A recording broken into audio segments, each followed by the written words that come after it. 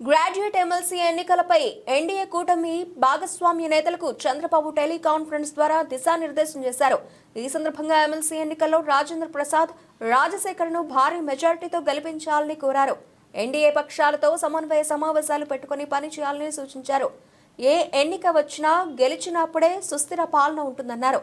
రాత్రికి రాత్రే అన్ని జరిగిపోతాయని మనం చెప్పట్లేదని పేర్కొన్నారు. గాడి తప్పిన వ్యవస్థలను సరిదిద్దుతున్నామని సీఎం చంద్రబాబు తెలిపారు.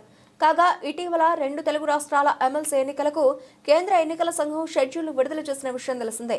ఆ షెడ్యూల్ ప్రకారం ఫిబ్రవరి 3న ఎన్నికల నోటిఫికేషన్ విడుదల కానుంది.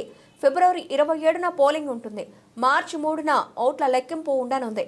2 తెలుగు రాష్ట్రాల్లో 3 చొప్పున ఎమ్మెల్సీ స్థానాల్లో ఎన్నికలు జరగనున్నాయి. దీనిలో భాగంగా ఏపీలో ఉమ్మడి ఉభయ గోదావరి, కృష్ణా, గుంటూరు, పట్టభద్రుల నియోజకవర్గాలకు ఎన్నికలు జరగనున్నాయి. అలాగే శ్రీకాకుళం, విజయనగరం, విశాఖపట్నం ఉపాధ్యాయ నియోజకవర్గానికి ఎన్నికలు నిర్వహించేందుకు ఈసీ షెడ్యూల్ విడుదల చేసింది.